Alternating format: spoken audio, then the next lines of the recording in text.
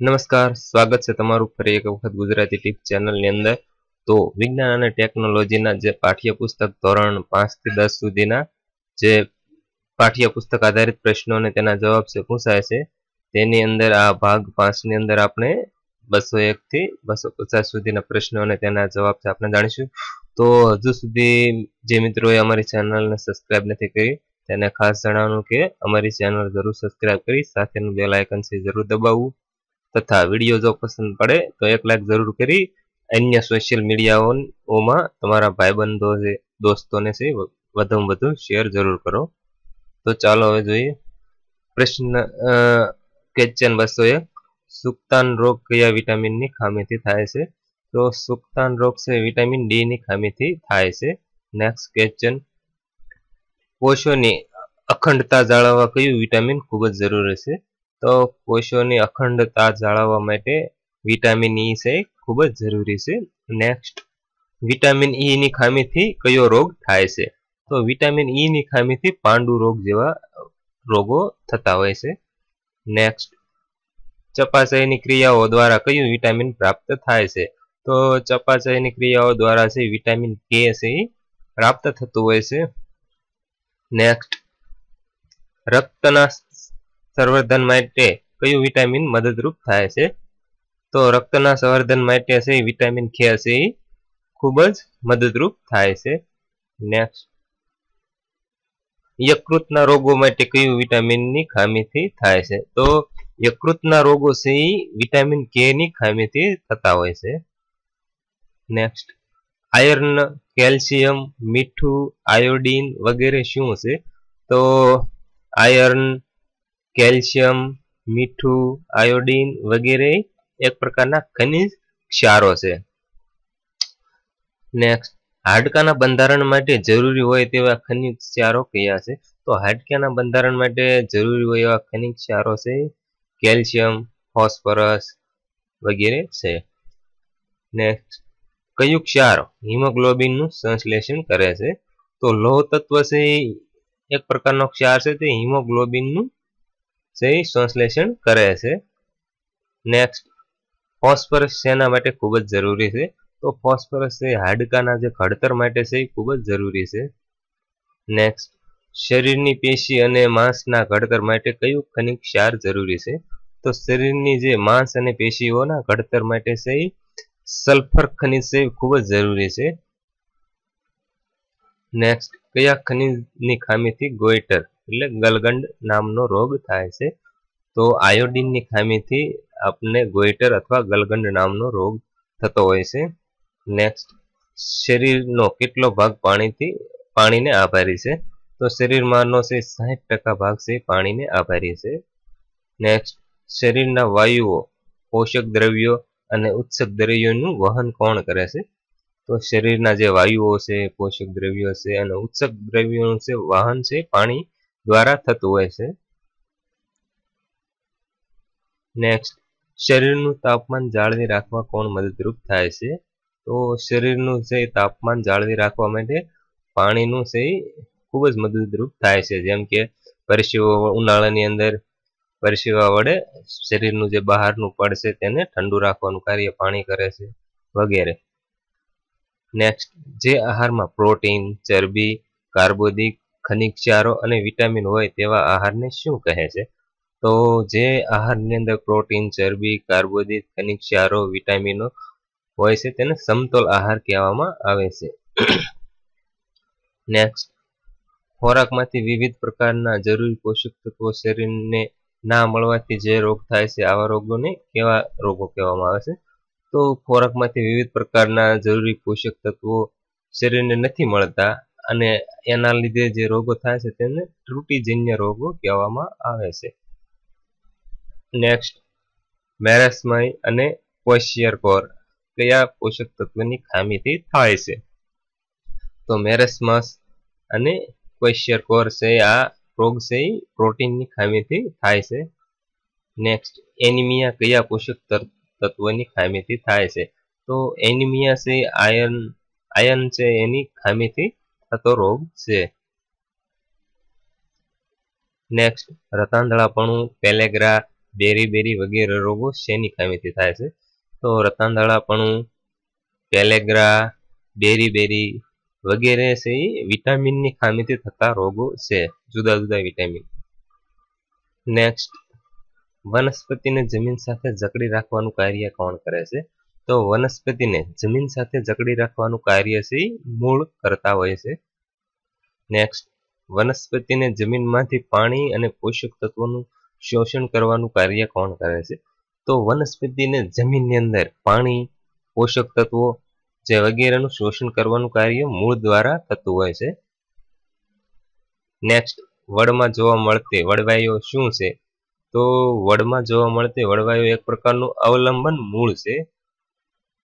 Next, વનસ્પતિમાં જલવાહિની રચના કેવી હોય છે? તો વનસ્પતિની અંદર જલવાહિનીની રચના ભૂંગળીઓ જેવી હોય છે. નેક્સ્ટ, વનસ્પતિમાં શેના દ્વારા પાણી અને પોષક તત્વોનું ઉપર તરફ વહન થાય છે? તો વનસ્પતિની અંદર જલવાહિની દ્વારા છે થડથી ઉપરની તરફ છે પાણીઓનું અને પોષક તત્વોનું વહન થાય છે. નેક્સ્ટ, વનસ્પતિને આધાર આપવાનું કાર્ય કોણ કરે છે? તો વનસ્પતિને આધાર આપવાનું કાર્ય છે પ્રકાંડ કરતા હોય છે. નેક્સ્ટ, પાંદડા એટલે કે પર્ણોને પૂરતો સૂર્યપ્રકાશ મળી રહે તે રીતે પાંદડા એટલે કે પર્ણો ફેલાવાનું કાર્ય કોણ કરે છે?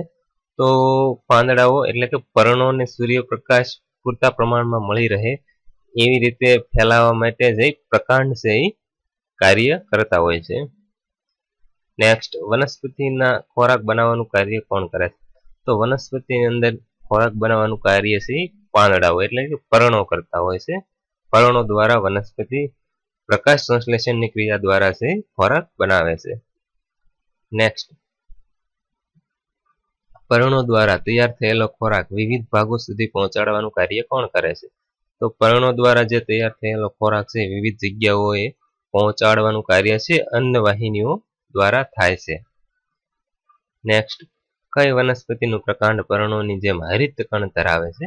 તો જે થોર પ્રકારની જે વનસ્પતિઓ છે તેનું પ્રકાંડ પર્ણોની જેમ હરિત કણ ધરાવે છે. નેક્સ્ટ, વનસ્પતિના પર્ણોમાં આવેલું સૂક્ષ્મ દ્રવ્યો એટલે સૂક્ષ્મ છિદ્રોને શું કહેવામાં આવે છે? તો વનસ્પતિના પાંદડાઓની અંદર આવેલા સૂક્ષ્મ છિદ્રો એને પર્ણરંધ્ર કહેવામાં આવે છે. નેક્સ્ટ, શેની મદદથી વનસ્પતિ બાષ્પોત્સર્જનની ક્રિયા કરે છે? તો પર્ણરંધ્રોની દ્વારા વનસ્પતિઓ બાષ્પોત્સર્જનની ક્રિયા કરે છે એટલે ઓક્સિજન લે અને કાર્બન ડાયોક્સાઇડ લે અને ઓક્સિજન છે આપે છે. પ્રશ્ન નંબર 233, વનસ્પતિ પોતાનો ખોરાક કયા સ્વરૂપમાં બનાવે છે? તો વનસ્પતિ પોતાનો ખોરાક છે સ્ટાર્ચ સ્વરૂપમાં અંદર બનાવે છે. નેક્સ્ટ, વનસ્પતિ પોતાનો ખોરાક કઈ ક્રિયા દ્વારા બનાવે છે? તો વનસ્પતિ પોતાનો ખોરાક છે પ્રકાશ સંશ્લેષણની ક્રિયા દ્વારા પર્ણોની મદદથી બનાવે છે. નેક્સ્ટ, કોને વનસ્પતિનું રસોડું કહેવામાં આવે છે? તો પર્ણો એટલે કે પાંદડાઓને જે વનસ્પતિઓનું રસોડું કહેવામાં આવે છે. નેક્સ્ટ, વનસ્પતિ માટે શ્વસનની ક્રિયા કોણ કરે છે? તો વનસ્પતિઓ માટે શ્વસનની ક્રિયાઓ છે પર્ણો કરે છે. તો હવે નેક્સ્ટ, કોબીજ શું છે? તો કોબીજ છે એક પ્રકારનું પર્ણ ગણવામાં આવે છે. નેક્સ્ટ, ખોરાક સંગ્રહ કરતા પર્ણો કયા કયા છે? તો ખોરાકને સંગ્રહ કરતા પર્ણો ડુંગળી અને લસણ છે. આ પ્રકારના જે પર્ણો છે પોતાનો ખોરાક પર્ણની અંદર છે સંગ્રહ કરતા હોય છે. નેક્સ્ટ, સામાન્ય તાપમાને પાણી કયા સ્વરૂપમાં હોય છે? તો સામાન્ય તાપમાને પાણી છે હંમેશા પ્રવાહી સ્વરૂપમાં હોય છે. નેક્સ્ટ, પાણીનું ઘન સ્વરૂપ એટલે કે બરફ કેટલા તાપમાને પ્રાપ્ત થાય છે? તો પાણીનું ઘન સ્વરૂપ એટલે કે બરફ છે -0° તાપમાને પાણીને રાખવામાં આવે એટલે કે રેફ્રિજરેટરની અંદર, તો જેની અંદર -0°C તાપમાન હોય છે ત્યારે તે ઘન સ્વરૂપમાં એટલે કે બરફ સ્વરૂપની અંદર રૂપાંતર થાય છે. નેક્સ્ટ, પાણીનું અનિયમિત કદ પ્રસરણ કયા તાપમાને થાય છે? તો પાણીનું અનિયમિત કદનું પ્રસરણ -4 થી -0°C તાપમાને થાય છે। નેક્સ્ટ, કયા ગુણધર્મના લીધે બરફ પાણી ઉપર તરે છે? તો અનિયમિત કદ પ્રસરણના ગુણધર્મના લીધે પાણી છે એ બરફની ઉપર તરે છે। નેક્સ્ટ, બેટરીના ધન ધ્રુવને શું કહેવામાં આવે છે? તો બેટરીના છે ધન ધ્રુવને એનોડ કહેવામાં આવે છે। નેક્સ્ટ, બેટરીના છે ઋણ ધ્રુવને શું કહેવામાં આવે છે? તેવી જ રીતે તો બેટરીના જે ઋણ ધ્રુવ છે તેને કેથોડ કહેવામાં આવે છે, ધન ધ્રુવને એનોડ અને ઋણ ધ્રુવને કેથોડ કહેવામાં આવે છે। નેક્સ્ટ, કયો વાયુ દહનશીલ હોય છે? તો ઓક્સિજન વાયુ છે એ ખૂબ જ દહનશીલ હોય છે। નેક્સ્ટ, પાણી કયા વાયુનું મિશ્રણ છે? તો પાણી છે એ H2O એટલે કે હાઇડ્રોજન અને ઓક્સિજન વાયુનું મિશ્રણ છે, એટલે કે H2 હાઇડ્રોજનના 2 કણ અને ઓક્સિજનનો 1 કણ એટલે પાણી બનતું હોય છે। નેક્સ્ટ ક્વેશ્ચન, જે પ્રવાહીમાંથી પદાર્થ ઓગળે તેને શું કહેવામાં આવે છે? તો જે પ્રવાહીમાંથી પદાર્થ ઓગળે છે તેને દ્રાવક કહેવામાં આવે છે। આ 3 જે ક્વેશ્ચન છે ખાસ યાદ રાખજો, આમાં ભૂલ થઈ જાય। જે પ્રવાહીમાંથી પદાર્થ ઓગળે છે તેને દ્રાવક કહેવામાં આવે છે। પછી નેક્સ્ટ, પ્રવાહીમાં ઓગળનાર પદાર્થને શું કહેવામાં આવે છે? તો પ્રવાહીની અંદર ઓગળે છે તે પદાર્થને દ્રાવ્ય કહેવામાં આવે છે। પ્રવાહીમાંથી પદાર્થ ઓગળે તેને દ્રાવક અને પ્રવાહીમાં પદાર્થ ઓગળનારને દ્રાવ્ય કહેવામાં આવે છે। અને હવે યાદ આપજો, દ્રાવ્ય અને દ્રાવકના મિશ્રણને શું કહેવામાં આવે છે? તો દ્રાવ્ય અને દ્રાવકના મિશ્રણને દ્રાવણ કહેવામાં આવે છે। નેક્સ્ટ, પાણીમાં બનાવેલા દ્રાવણને તેના પદાર્થનું કેવું દ્રાવણ કહેવામાં આવે છે? તો પાણીની અંદરથી જે દ્રાવણ બનાવેલું હોય છે તેવા પદાર્થને જલીય દ્રાવણ કહેવામાં આવે છે। તો મિત્રો, આ હતા વિજ્ઞાન અને ટેકનોલોજીના ધોરણ 5 થી 10 સુધીના જે પાઠ્યપુસ્તક આધારિત જે પ્રશ્નો પૂછાય છે તેના જવાબ। તો આગળના ભાગની અંદર આપણે જરૂરથી 251 થી 300 સુધીના પ્રશ્નો અને તેના જવાબ છે એ જાણશું। જલ્દીથી જલ્દી આ ભાગ છે અમે આ ચેનલની અંદર અપલોડ કરશું। તો નવા મિત્રોને ખાસ જણાવવાનું કે તમે અમારી ચેનલ જરૂરથી સબસ્ક્રાઇબ કરી સાથેનું બેલ આઇકન જરૂર દબાવો, અને હજુ સુધી મિત્રો એટલા બધા લાઈક આવતા નથી તો પ્લીઝ એક લાઈક કરો અને વિડીયો છે વધારેમાં વધારે શેર કરી અમારી મદદરૂપ થાઓ। Thank you. आरज़ू झूठ है, कहानी है, आरज़ू का फरेब खाना नहीं,